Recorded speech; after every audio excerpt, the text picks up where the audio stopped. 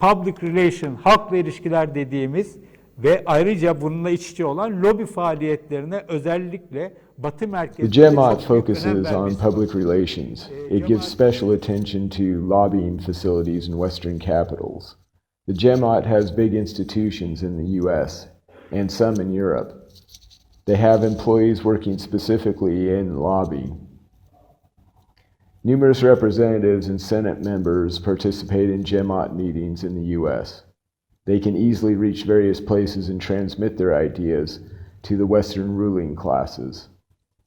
We can say that they are more effective in lobbying than the Republic of Turkey.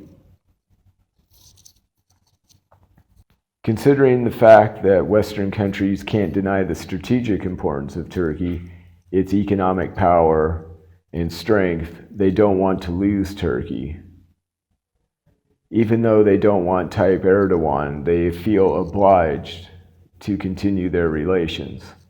However, the relationship with Gülen is way more different.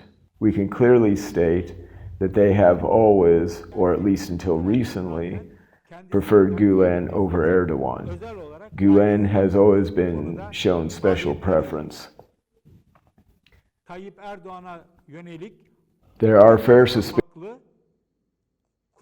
There are fair suspicions and uneasiness against Tayyip Erdogan.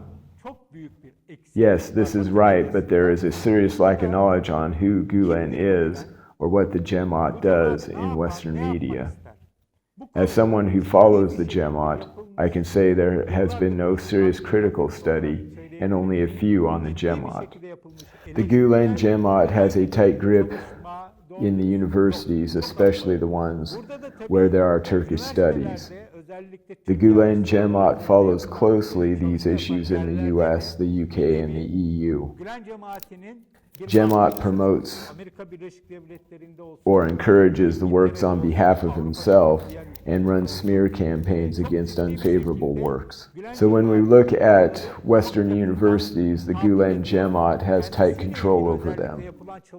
When you try to explain the seriousness of the Gülen organization in the state, there is no one who believes you. Most probably they will consider you as a supporter of Tayyip Erdogan. I revealed these as a journalist.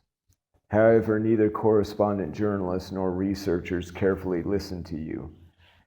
They were bothered by these claims. They were not willing to listen to the claims suggested that the Gülen Cemaat was beyond being an Islamist Cemaat. It was a crime network. They expect evidence in this matter. I will elaborate these matters in the following episodes, but now I can say that as someone who has worked on Islamist groups for more than 31 years, I tried to study, evaluate, and represent them objectively.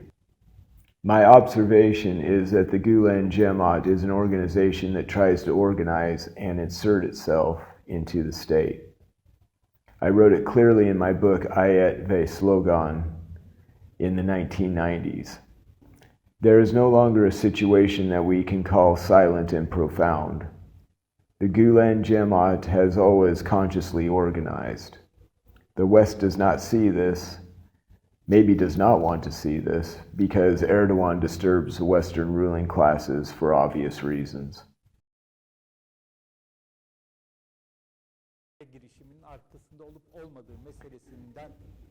Over and over again, we are discussing whether Fethullah Gülen was behind the July 15th coup or attempt or not.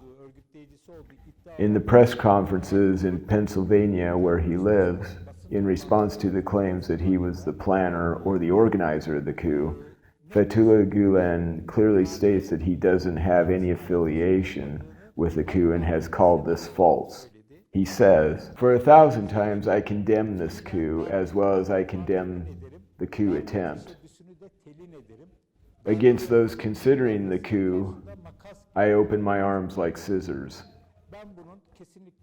I think I know this definitely isn't true. Fethullah Gülen is a putschist. We are not sure if he did the July 15th coup or not, but Fethullah Gülen supported the September 12, 1980 coup. He supported the February 28th coup in the beginning, until he had to flee the country. We know that Fethullah Gülen is not against military intervention. On the contrary, he opens his arms like scissors against the coup, but in fact he embraces the putschist. Those are serious disgraces on his claims of being anti-militarist. I remember during the Ergenekon and Balyoz trials, the Gülen Cemaat, its media, police officers, judiciary officers, judges, and prosecutors claimed to be anti-coup. Then the September 12th referendum came up. One of the main points of the referendum was the claim of confronting the September 12, 1980 coup. The Gülen Cemaat and Gülen himself showed their support openly.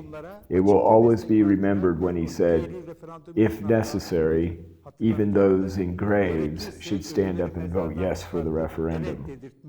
He repeated this February 28, 1997. This is the interesting part. When Necmettin Erbakan was the president of the Fethullah government, the soldiers intervened against the government with a postmodern method. We know that Gülen's first choice was the soldiers. The Cemaat wants to cover this up, but we all know it's true. Especially, I remember the interview he gave to Yalçın Doğan on Channel D. He advised the army. I don't remember the exact quote, but it was like this: don't close the Refah party. It will only gain more power. Do this instead. If we quote his speech, our soldiers may be considered acting anti-democratic. Some groups may consider the soldiers anti-democratic, but they are acting according to the requirements of their position. What are they supposed to do according to the Constitution? I even consider them more democratic than some groups. The September 12, 1980 coup targeted the leftists. Gülen, being anti-communist, supported the September 12th putschist. But even during the February 28, 1997 coup, a coup against Islamists, when the Refah party was targeted, he declared that he found the February 28th putschist more democratic than some groups. I want to mention something about his broadcasted right of reply to allegations against him. A BBC journalist asked him about these quotes in a press conference in Pennsylvania, where Gülen says, "I'm not a putschist. There is no coup. This is a staged scenario." They read the quotations I wrote in Ayet Be Slogan to him and raised the questions about supporting the September 12, 1980 coup. Gülen gives this as an answer. Being against a coup is one thing, but being against the army is another. Generals of the armed forces came together on September 12, 1980 and announced the chief of staff. Whether all the officers agreed on this or not is ambiguous. I don't think they did. In this matter, appreciating the Army's morality is another matter than being against the coup. I believe in that sense I appreciate the Army's morality. I don't think when we speak of the matter of a soldier who participates in a coup, wouldn't say something like, "I'm against the coup, but praise the soldiers." Besides this, not experiencing any harm during the September 12, 1980 coup demonstrates that the Cemaat, or Gülen, supported the coup. He was reminded of his interview on Channel D for the February 28, 1997 coup. He was reminded of his speech where he mentions meeting with some people, speaking with Hüseyin Çelik, sending a message to Erbakan and others. When he received unfavorable replies from both parties, I guess, he sent mediators to both the True Path Party and the Welfare Party to demonstrate to them that they were making mistakes. In an interview, he said, "I said they were getting sloppy. A disaster was coming, a tsunami was coming. You try to warn them about things you hear, but they remain indifferent to it. Gülen tries to say he warned them, but they didn't listen to him. In conclusion, he was a victim of the March 12, 1970 coup. He supported the September 12, 1980 coup, and as a result, he remained without any wounds, and even was empowered by the coups. We are facing a Fethullah Gülen who tried to support the February 28, 1997 coup until the army did not respond to him. Then he became a victim of the February 28th coup. He is not living a cleric's life in Pennsylvania. As he explains the February 28th coup, we are faced with a religious scholar who sends meat-eaters to Refah and the True Path parties, meat-eaters to Erbakan and Chile, until he realizes there's no point in it. Then he made pro-coup and anti-welfare statements on one of the main broadcasts in Turkey to someone who has nothing to do with the movement, Yalçın Doğan. I mean, Fethullah Gülen is someone who is very interested in politics and military-civilian relations, and as a result of being interested in the coup, Gülen first became a victim, then the supporter, then a partial supporter of the coup, and now he's the initiator. Of course, it is government's responsibility to prove that the ones who participated in the coup in Turkey are related to the Gülen Cemaat. The government says it will send some documents to the U.S., but journalists like me who work on this subject already know that Gülen, as the Cemaat, wanted to infiltrate the army, and it already has. The names are not very important in this matter. When there has been a military coup in Turkey, people often think it was the Kemalist or Ataturkist. Not only in Turkey, people from all over the world thought this way. The Kemalists who worked for the military and may have attempted to stage a coup were suspended by the Erdogan-Gülen alliance during Ergenekon, Balyoz, and the military spy trials. If these events hadn't happened, those officers wouldn't have been suspended, and we would think it was the Kemalists who did it. No one can dare talk about them this time. Under normal circumstances, if there were no operations like Balyoz or Ergenekon, and those military officers were not suspended from the military, this attempted coup would make us think about the Kemalists. Also, Fethullah Gülen would say, there are so many Kemalist figures, you have to be careful of them. If you pay attention, Gülen himself and his supporters cannot say anything like this. As a result, we have two options left. Gülen's community, the government itself, and the leadership of Turkey knows about the attempted coup, but they were ready to stand against the coup and let the military do it. There are some allegations about this. Actually, I don't believe these claims. The people and those around me believe there is a third option. I believe that Gülen himself wanted this military coup, and all events happened with his knowledge. As a journalist who has followed this community for 31 years, I have read all of Gülen's writings and followed every event of this community in Turkey and all over the world. I have also talked to Gülen supporters during this period. I believe that Gülen and his community had a pro-coup mindset, and their anti-coup position during the Balyoz and Ergenekon operations was actually arranged with their own interpretation. Along with the December 17th and 25th events, and also the prep school and MIT crisis prior to that, the AKP administration and President Erdogan were trying to destroy the community's offshore assets. They either reported the community's activities to the relevant nation-state governments, or they tried to open rival schools to control those of Gülen. However, this was not an easy task.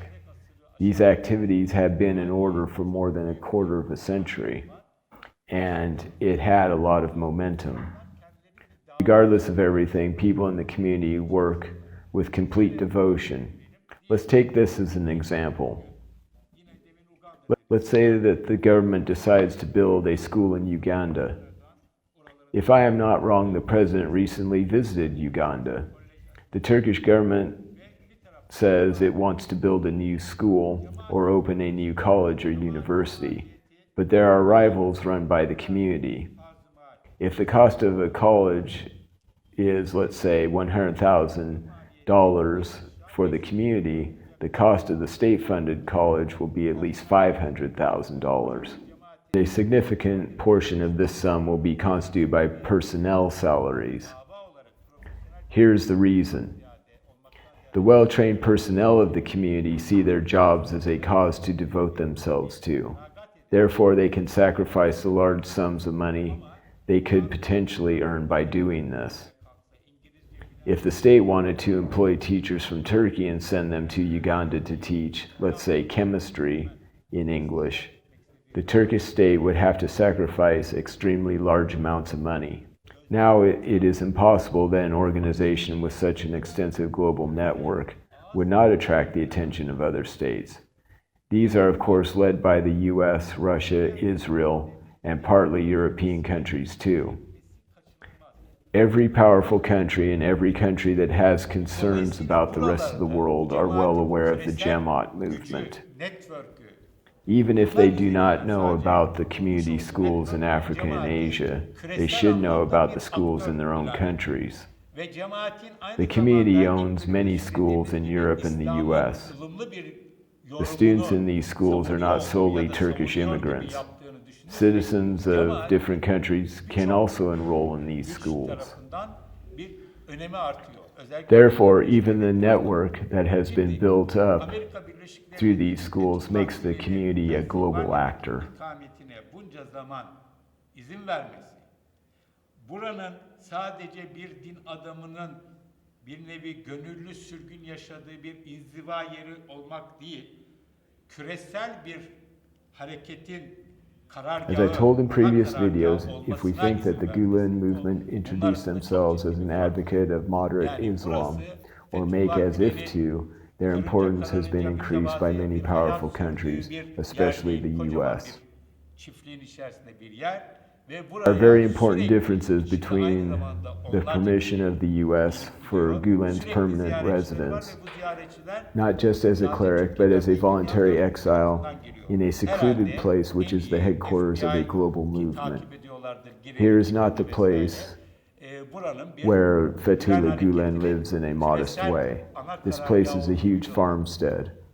Many visitors come here, not just from Turkey, but from all over the world. I suppose that the FBI is following who visits this house, and they know that this place is the Gülen movement's global headquarters. Of course, in the US, everything is according to law. But after 9/11, the US's attitude against Muslims and against Islamists changed. This opportunity provided the US with a motivation not to complain about Gülen's movement. They were even glad for the movement. Thereby, Fethullah Gülen's global activities are done under the US's knowledge and consent. Of course, there is a lot of speculation and conspiracy theories that have been told before July 15th. We don't have much information about these claims, therefore we can't talk about those. But I can say one thing, because I've talked about it before. If this attempted coup coordinated by Gülen's movement, and I believe it did, there isn't any possibility that Fethullah Gülen didn't know about it. Therefore, if this attempted coup was caused by Gülen's movement, this event's place was planned in Pennsylvania. We can say this clearly. Fethullah Gülen's attitude is not a normal Islamist attitude, not as we know it. Islamism, which first appeared bir güç oluşturup in the 19th century, was a reaction against the West. In other words, they blame the West for their attitude against the Islamic world's backwardness. Islamism, which first appeared in the 19th century, was a reaction against the West. In other words, they blame the West for their attitude against the Islamic world's backwardness. Islamism is about the progress and the development of the Islamic world and for achieving its own independence, which in itself strengthens the solidarity network and merges with Islam. It's the Islamic stance. Whether it will succeed or not is a different issue. Its opponent was the West, but there is something different about what Fethullah Gülen did. Fethullah Gülen does not accuse the West essentially for the situation of Muslim countries and Turkey. He is accusing these countries themselves, and to develop these countries give priority to alliance with the West. We can summarize it as this: instead of strengthening their own society and challenging the West within solidarity, they are in alliance with the West and challenging their own society. It's a very important difference, and due to this difference, Westerners, especially those who understand Gülen's movement in this point of view, prefer Gülen's cult, because Gülen's cult tells them, "You know about these things. Help me, and I'll take care of the mistakes, the terrorism, the radicalism, the backwardness, and on and on." But on the other hand, what does Tayyip Erdogan think about it? If we have terrorism, radicalism, backwardness, we're not the reason of it. You're the reason, he says to the West. He said that until quite recently, and he still says so. Not just Erdogan, Islamist movements from all over the world express this opinion. Therefore, Fethullah Gülen has made his choice. He chooses the West, not Islamic countries. Because of this stance, certain things are attributed to him. I know it very well from the moment I started journalism and worked about the Islamic movements in 1985. Most Islamists I've met and saw from different groups, cults, believe Fethullah Gülen is a representative of the U.S.'s moderate Islam or Green Band, or finally, the Great Middle East Project. Names can change, but the practitioners are the same. This argument has been accepted recently, especially in tandem with Fethullah Gülen, who has survived comfortably for a very long time in Pennsylvania. If we summarize, Gülen's movement can pretend to be a local movement, their roots can be in Turkey, but in fact, Gülen's movement is international and a cosmopolitan movement. Their members or officers can be Turkish citizens, but this community can reach elite people from around the world easily. Some of these elite people were raised in Gülen community schools. So if the Jemaat had continued down their path calmly and secretly, which is a strategy that Gülen knows well, and didn't go all or nothing like July 15th, then he would notice his students would be in important positions all over the world and could simplify their work. But with the latest events, the cult endangered people's public opinion that was built up all around the world. If our state can prove that Gülen's movement is behind this coup convincingly, we will see if it's happening or not together. The Gülen movement's international connections may gradually be vulnerable. But as we see now when we looked to the first reactions, people are confused. Until now, people were thinking that Gülen and his movement could not be behind this attempted coup. The Jemaat is an opaque organization. The opaqueness is very important in Turkey because most of the Islamic organizations are opaque. The Turkish Republic ideologically withdrew religion from the public sphere and limited their activities. Because of that, these cults or communities continue their events underground. This kind of opaqueness exists. In the early days of the Republic and in the Innu period, they worked illegally. When these practices were revealed, there was usually a political and a social backlash. Now, Fethullah Gülen's community's opaqueness is, or has been, very different from the other cults which are in Turkey. That's the difference. Traditional cult organizations try to save themselves, and because of that, they're secret or opaque. It also means to save their existence, they survive and save themselves from the anger of the state. It's common. Fethullah Gülen's community did it in a very different way. Beyond saving themselves, Fethullah Gülen's community has worked secretly to maximize preparation for assault, covering themselves. Besides protection from oppression of the state, or to minimize the harm, Fethullah Gülen's community always had a view of infiltration of the state, or takeover of the state. For this purpose, they work secretly. In this sense, questions that are directed to Gülen's community, which I have frequently asked, are, why aren't you transparent, not open? It was always answered like this by community agents: because the state is so harmful. Why don't you ask this to another cult? Actually, these answers are not the real ones. The most important reason of the Fethullah Gülen community's secret status is beyond their visible activities. They had invisible activities. The most important reason of the Fethullah Gülen community's secret status is beyond their visible activities.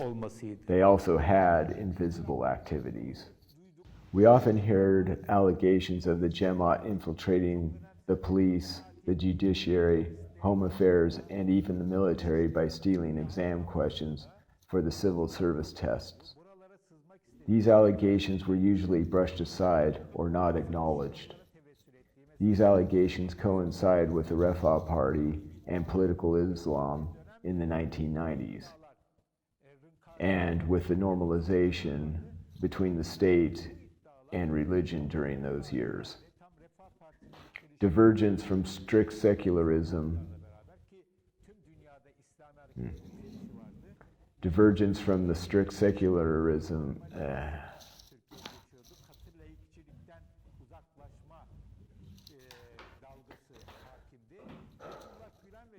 Divergence from the strict secular movement was dominant. In those years, Fethullah Gülen and his cult condescendingly saw those approaches as Kemalist and as an imposition. They got themselves inside the pluralist democracy, inside fundamental freedoms and rights. They always said this: of course everyone, every person from whole communities can be in the state. Why not? They're citizens of this country too. How did Gülen himself answer this question, which is asked frequently? Of course, there can be officials or senior officials in a state who are my students, or individuals that feel close to me. It shall not inconvenience anyone. Until here, of course, everyone can be the state, and they have to be. Think about a corporate structure that trains people or students and then specifically appoints them to different parts of the state. For example, let's say some students which are raised in their after-school courses or raised in different courses, their college choices are made by their older sisters or older brothers who are employees of those after-school courses or lighthouses. Then the students go to the universities that their elders chose for him or her. After university, they work as an employee that the elders told him to work for. For example, a very successful student who graduated from law school, instead of being a lawyer and earning much more money, takes an exam to be a prosecutor and judge. They work in the judicial system for very little money. So what do they gain from it? As a prosecutor or judge, they can play a very critical role in some strategical steps of Gülen's movements. In Turkey, there is almost no community like the Gülen's movement as it works to infiltrate the state perspective. From Turkish nationalists, the Kurdish, but not from the leftist. Even if there is a movement like this, they're not organized like Gülen. Therefore, the Gülen community's infiltration of the state is so organized. That's the Gülen movement's invisible part. Also, there is a visible section of this movement. The movement's visible section, as I call it, the civilian side, is always brought forward by Gülen's community. This civilian side talks about interreligious dialogue, about democracy, and has a convincing staff who are anti-coup supporters. They are convincing people. They made some programs, and these programs are made by people unconnected to the community, even liberals, which have come from Etienne Machupian, who has a non-Muslim identity, wrote in Zaman newspaper, which belongs to Gülen's movement. That's the visible side. And in here, the community is very successful. Their schools are elite. Students raised in these schools are going to the best universities. There is a corporate structure like this, and with this, structures support some channels, foundations, and associations. They really look civilian, and their liberal democratic identity comes out. The analysis about the July 15th coup attempt, published in the Western media, gave a lot of credit to the community. For this reason, the Western media always saw the community with only one of its faces. Now, apart from all this, we have gone through a lot. We saw it all very clearly on July 15th. The civilian structure within the community was in fact built as a base for their non-civilian wing. The civilian structure within the community was in fact built as a base for their non-civilian wing. During the December 17th and 25th, 2013 events, I wrote about the civilian and non-civilian structures within the community. I wrote about these to start a particular conversation, and with the hope that the civilian wing within the community would stand up to the non-civilian wing. One important characteristic of this structure is that all of its operations are monitored by Fethullah Gülen. This is a structure which is more reminiscent of an intelligence organization rather than an Islamic organization. It is not realistic to compare this structure with other Islamic communities, such as the Naqshbandis, the Qadiris, or the Nurji movement, out of which Fethullah Gülen's movement has evolved in Turkey. This movement should rather be compared with religious sects and cults around the world, such as the ones within Christianity. For example, it could be more fitting to compare the community with the Opus Dei movement, which was at times in conflict with the U.S. government. Here, Islam falls behind the objectives of Gülen and his movement. After a point, the Islamic faith, the Nurji ideals, and Said Nursi all turn into tools afterwards. This is what we are faced with right now. Far beyond being an Islamic community, this structure is a gang with serious political ambitions. It is a global gang. Turkey is, of course, its center. However, if we take into account that Gülen has been living in Pennsylvania for a long time, we are faced with a structure that has Turkey at its center, but the U.S. as its headquarters. The community has used many people to a very serious degree at times. It offered people opportunities, took advantage of their weaknesses, and blackmailed them. The community also told people exactly what they wanted to hear, such as interfaith dialogue. The Islamic world today has serious problems regarding its relation with other religions. And in a setting like this, the Gülen community started its interfaith dialogue activities and organized large meetings, especially during the time when Gülen was in Turkey. He organized meetings with Christian patriarchs and Jewish rabbis and used events as PR material. Gülen's meeting with the Pope is another example for this. But I know very well that at the peak of its power, when it was still allied with the AKP during the Sledgehammer and Ergenekon cases, the civilian wing of the community was emphasizing dialogue and tolerance. Certain people who wrote for the underground internet websites under pseudonyms did not hesitate to label their enemies as crypto-Armenians or crypto-Jews. Perhaps this was the real face of the community. People know that on the outside the community looks tolerant and liberal towards Christians and Jews, but in reality this is not the case. In their most dire moments, the community accuses people of being non-Muslim, Armenian, etc. The community marketed itself as pro-democracy and anti-coup, and many people, some aware and some unaware, believed this rhetoric, or they behaved in such a way as required by their own strategies. We saw on July 15th how wrong this was. The community used its anti-coup rhetoric while they were building the necessary grounds for their own preparation of a coup. Therefore, we are faced with a structure that is completely different on the inside and outside, which derives its real power from its non-civilian wing and which sacrifices its civilian wing for the benefit of its non-civilian structure. I have been following this movement for 30 years. There are many details that we still do not know of yet. But what is certain is that this is a closed structure.